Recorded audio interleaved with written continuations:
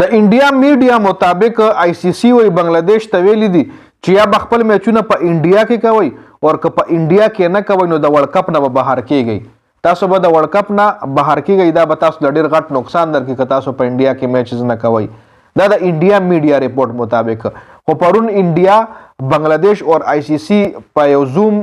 لایو ویډیو کال باندې هغوی خبرې کړې دي یو بل سره د دې ایشو حل کولو دپاره ده که بنگلادیش وایي زه انډیا ته ځم نه ماله سکیورټي مسله ده زه هلته لوبې نه کوم زما میچونه دي په سریلنکا کې وشي خو هلته والله انډیا وایي چې نه ته راشه خیر د ستا کلاړي مستفیض الرحمن که موږ د آی پی ایل نه بهر کړی دی ابه موږ واپس آی پی ایل کې واخلو خو تاسو راشئ د خپل میچونه په انډیا کې وکئ بنگلادیش والا هم قراره جواب ورکړی بنگلادیش کرکټ بورډ ورته ویلي دي چې ته زمونږ کلاړیان په آی پی ایل کې ما اخلو که ته وام خلې زمونږ کلاړیان آی پی ایل نه درځي او ته خبره د مستفیض الرحمن کې نو مستفیض الرحمن آلریډي پاکستان سوپر لیګ والا اخیستلی دی او په پی ایس ایل کې لوبه کوي نو بنگلادیش والا هم انډیا ته او آی سی سی ته قراره جواب ورکړی دی چې مونږ نه ځو جوسم ولا لکه معاملات نه دي حل شوي مذاکرات نه دي شوي اوس هم بنگلادیش وایي چې نه مونږ به انډیا ته